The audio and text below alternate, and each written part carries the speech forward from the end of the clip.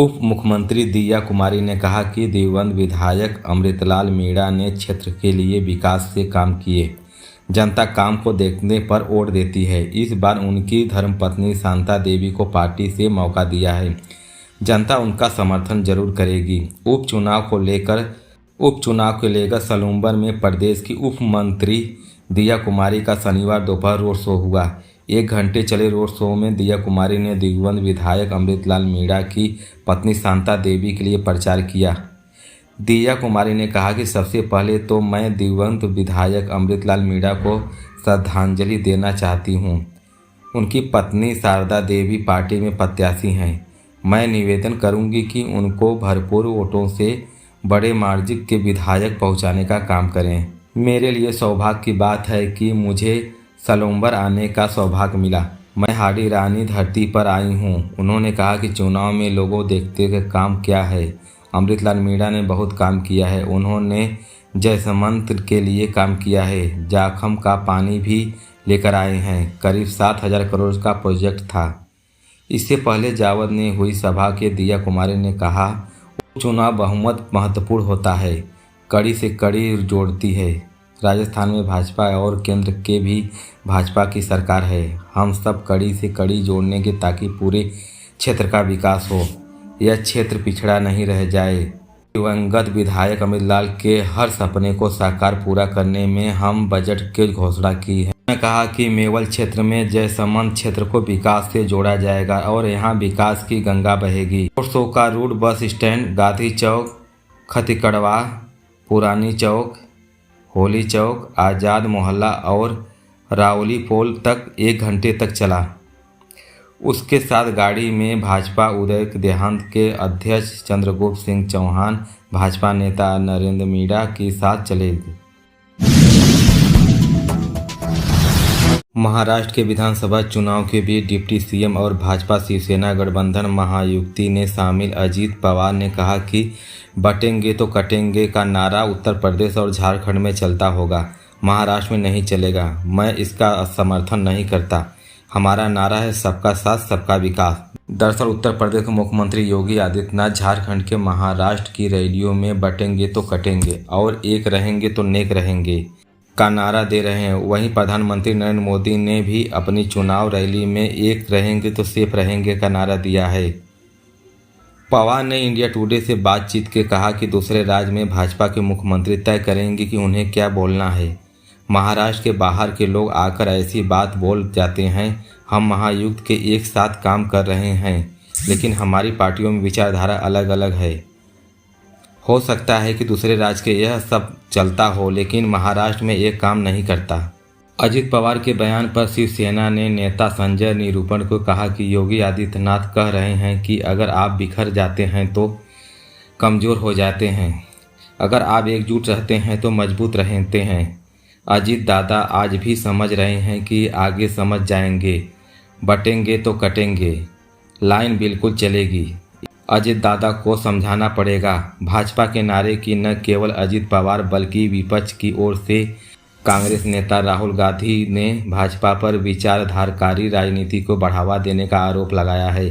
कांग्रेस ने विशेष रूप से नारे की निंदा करते हुए कहा कि यह एक धर्म को दूसरे धर्म से खिलाफ। खड़गे ने 9 नवंबर को नागपुर में कहा कि योगी के मुंह में राम और बगल में छुरी। योगी साधु कपड़े में हैं, आते हैं और फिर बोलते हैं कि बांटने वाले भी वही हैं और काटने वाले भी वही हैं। खड़गे ने कहा कि इन्होंने हजारों साल पहले स्मृति में बांटा और तब काटने आ रहे हैं। स्मृति में ब्राह्मण, क्षत्रिय, वैश्य, शूद्र और अशूद्र में बांटा। पीएम नरेंद्र मोदी बोलते हैं कि एक है सेफ है। अगर मोदी को एक होकर सेफ होना है तो मनुस्मृति को जलाना होगा। महाराष्ट्र विधानसभा चुनाव के लिए बीजेपी ने रविवार को अपना घोषणा पत्र जारी किया। गृह मंत्री अमित शाह ने घोषणा पत्र के सार्वजनिक डिप्टी सीएम देवेंद्र फडणवीस ने बताया कि हमले 25 लाख नौकरियां देंगे। महाराष्ट्र के पूर्व विकास किसानों के लिए भारद्वाज योजना के कर्ज माफी, स्किल सेंटर और महिलाओं को 21,000 रुपये देने का संकल्प किया है। यूपी में उपचुनाव की तारीख जैसे जैसे नज़दीक आ रही है, नेताओं के बयानों में तख्ती भी बढ़ती जा रही है।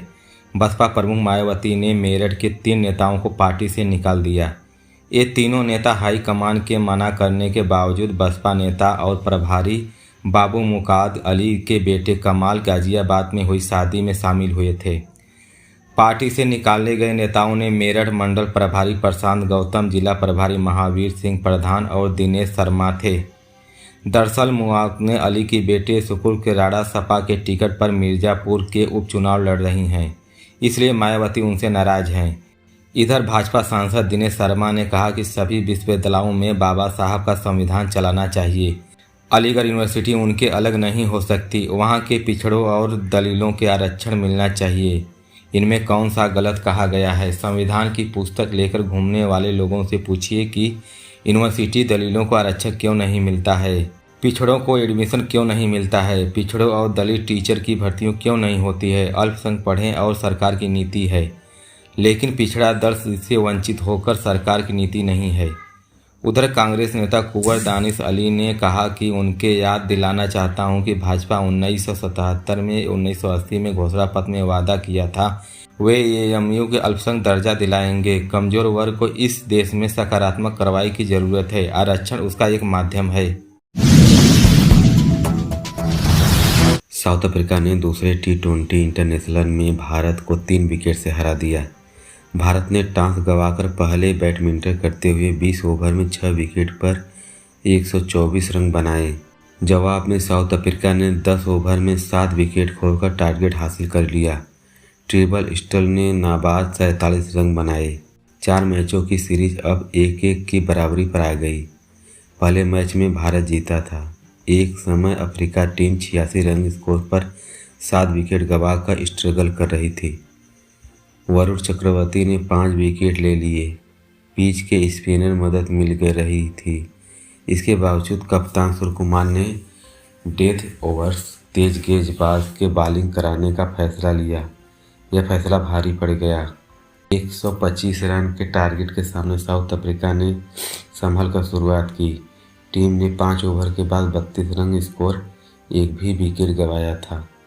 यहाँ के चक्रवर्ती में 5 विकेट के लिए साउथ अफ्रीका ने 66.6 हो गया। नंबर 4 बैटिंग करते उतरे ट्रिपल एक एंड खड़े हो गए। वह आखिर तक टिके रहे और 47 रन बनाकर टीम को जीत दिला दी। इस प्रदर्शन के लिए उन्होंने player of the match award मिला। टॉस हारकर पहले बैटिंग में उतरी टीम इंडिया का टॉप 8 बुरी तरह फ्लॉप रहा। संजू सैमसन खाता भी नहीं खोल सके। वसीम, अभिषेक शर्मा, सूर्यकुमार ने 4-4 रन बनाकर आउट हो गए। टीम ने शुरुआती 3 विकेट में 15 रन स्कोर ही गंवा दिए। 6 विकेट गिरने के बाद ही टेल शुरुआती विकेट जल्दी गिरने के बाद तिलक वर्मा, अक्षय पटेल और हार्दिक पांड्या टीम को संभालना। 47 रन पर भारत ने 6 विकेट गंवा दिए। अर्शदीप सिंह बैटिंग करते उतरे, जिन पर हार्दिक का भरोसा नहीं कर सके। उन्होंने कई सिंगल छोड़े, जिसके कारण आखिर 4 ओवर में टीम 31 रन बना ली।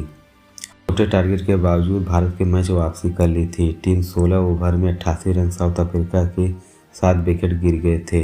यहाँ स्पिनर अक्षय पटेल ने 3 ओवर में बाकी थे, जिन्होंने पहले ओवर में स्टंप खिलाफ 2 ही रन दिए। अक्षय जगह सूर्य ने ओवर में साउथ अफ्रीका ने 7 विकेट गंवाया। जहाँ के रिजल्ट ने बैटिंग करने आए। उन्होंने अर्शदीप सिंह को आवेश खान के खिलाफ 2 चौके 1 छक्का लगा दिया।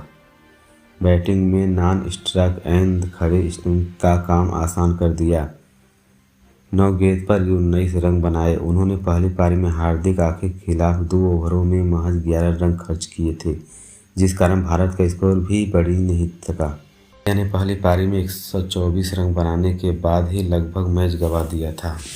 में शुरुआती 5 ओवर में कमजोर नजर आई, फिर भी वरुण चक्रवर्ती गेंदबाजी करते आए, जिन्होंने हर ओवर में विकेट लिया और स्पेन 5 विकेट लेकर होम टीम ओवर में अपना स्पेन खत्म किया। जिसके बाद साउथ अफ्रीका, हालांकि उसका प्रदर्शन भी टीम जीत नहीं।